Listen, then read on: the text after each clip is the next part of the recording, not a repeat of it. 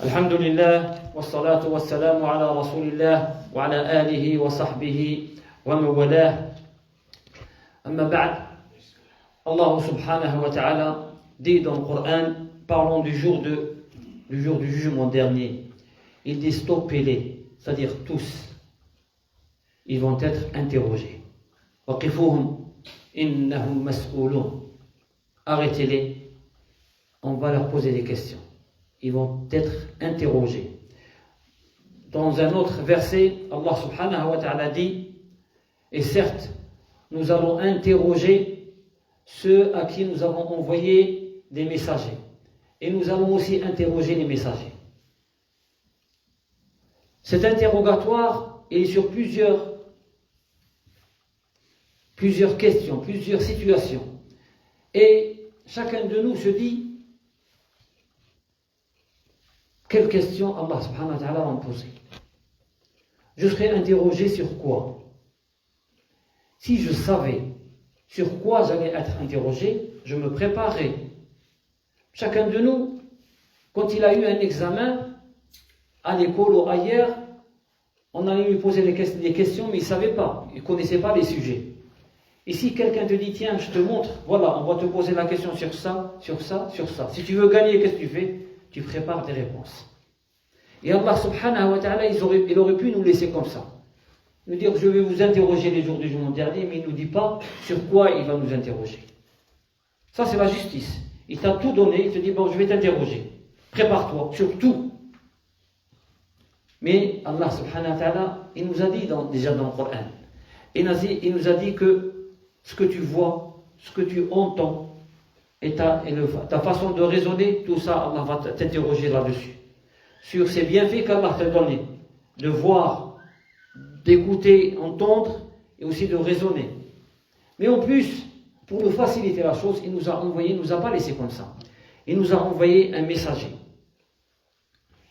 Et ce messager, pour nous faciliter la chose, il nous a dit, voilà ce que Allah subhanahu wa ta'ala va te poser comme question. Alors qu'est-ce que tu fais? Tu dois préparer des réponses. Rasulullah sallallahu alayhi wa sallam, il dit dans un hadith rapporté par Tirmidhi, d'après Abi Bazra al-Aslami radiyallahu anhu, il dit, personne ne bougera le jour du jugement dernier. C'est-à-dire ne continuera son chemin. On a vu la dernière fois que quand on sortira de notre tombe, on aura quelqu'un, un ange qui va nous pousser, qui va nous guider vers ne pas revenir en arrière. Mais à un moment donné, on va tout stopper. Allah, il dit, stoppez-les. Là, ils vont être interrogés. Et Rasulullah sallallahu alayhi wa sallam, il te dit, personne ne bougera le jour du jugement dernier jusqu'à ce qu'il soit interrogé. Mais il te dit sur quoi tu vas être interrogé. D'abord, sur ta vie. En quoi tu l'as dépensé?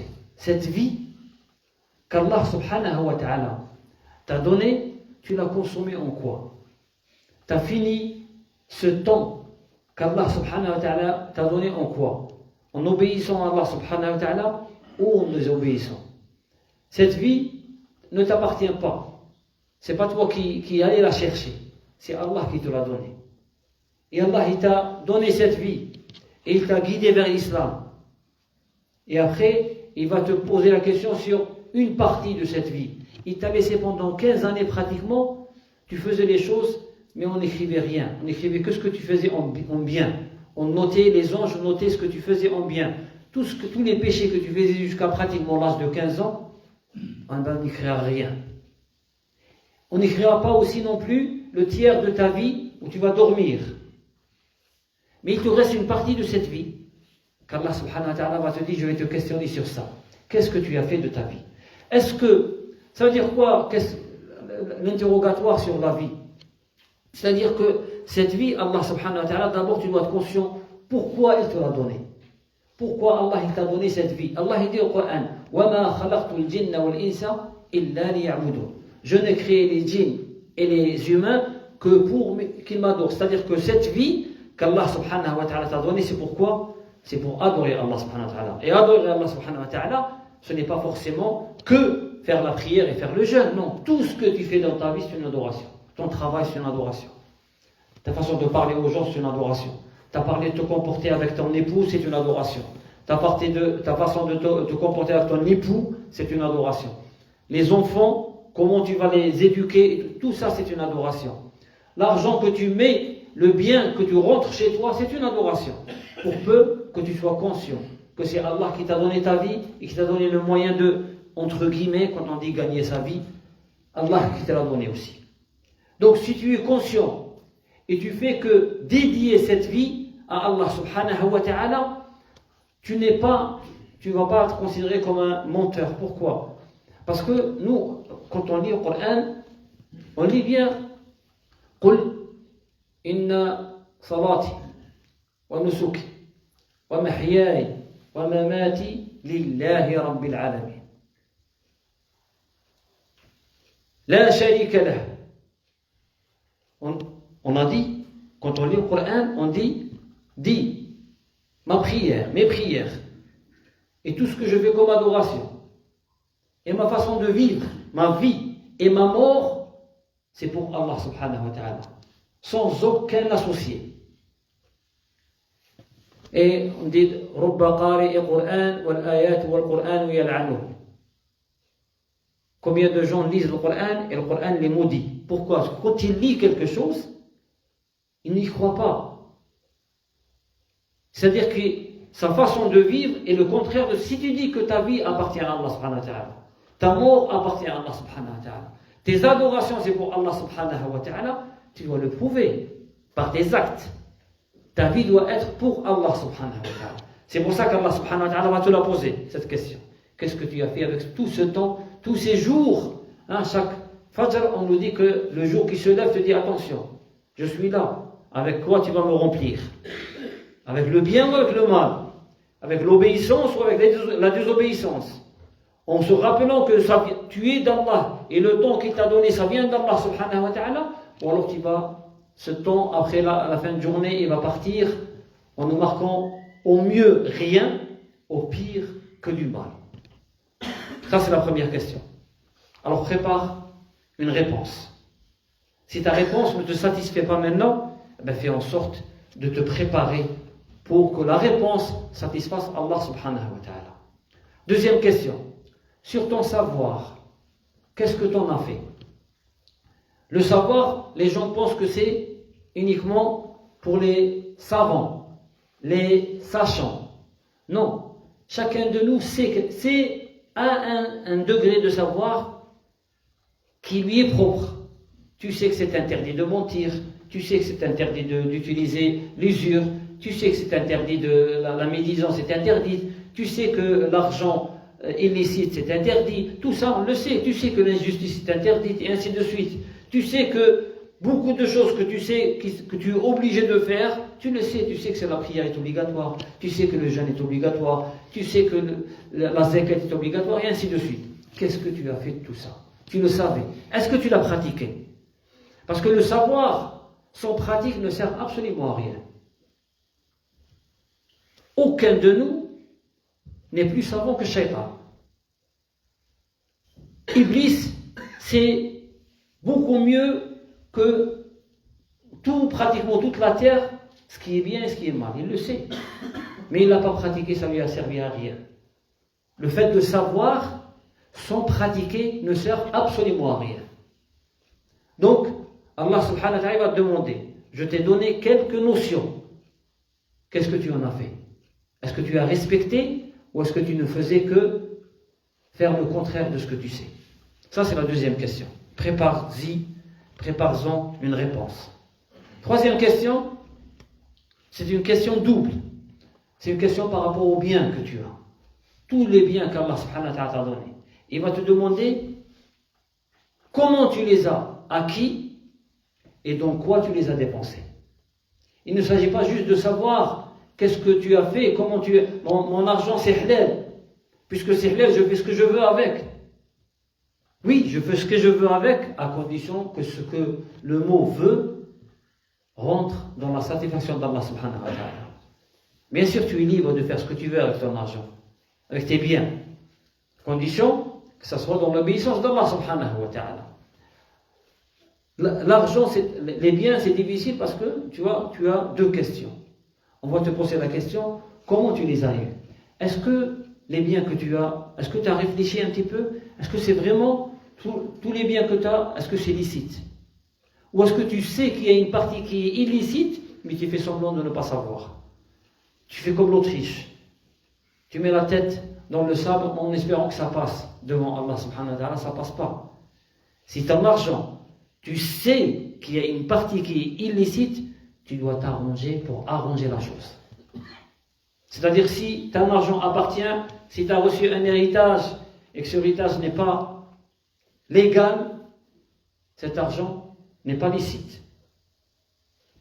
Je parle, par exemple, beaucoup de nos sœurs qui divorcent, par exemple, et qui vont devant la justice, et que la justice leur donne un droit plus que ce que donne Allah subhanahu wa ta'ala, cet argent est illicite. Et ainsi de suite. Si tu as pris l'héritage de ta sœur, c'est illicite. Tu peux vivre avec, mais le jour du jugement dernier, Allah subhanahu wa ta'ala te le posera la question, il t'interrogera. Et après, cet argent, c'est bien qu'Allah subhanahu wa ta'ala t'a donné, tu les as dépensés en quoi? En quoi tu as dépensé cet argent? Vers les choses qu'Allah subhanahu wa ta'ala t'a demandé de faire, ou alors vers, tu les as dépensés en on va dire des distractions qui te sont interdites. Parce que Allah subhanahu wa ta'ala dit dans le Coran, Alladhina kafaru, ceux qui ne croient pas, dépensent leur argent pour défier Allah subhanahu wa ta'ala. Et Allah subhanahu wa ta'ala, il dit, ils vont les dépenser, mais ils verront que le jour du jugement dernier, ça sera une reproche pour eux. Ils vont se le reprocher d'avoir fait ça.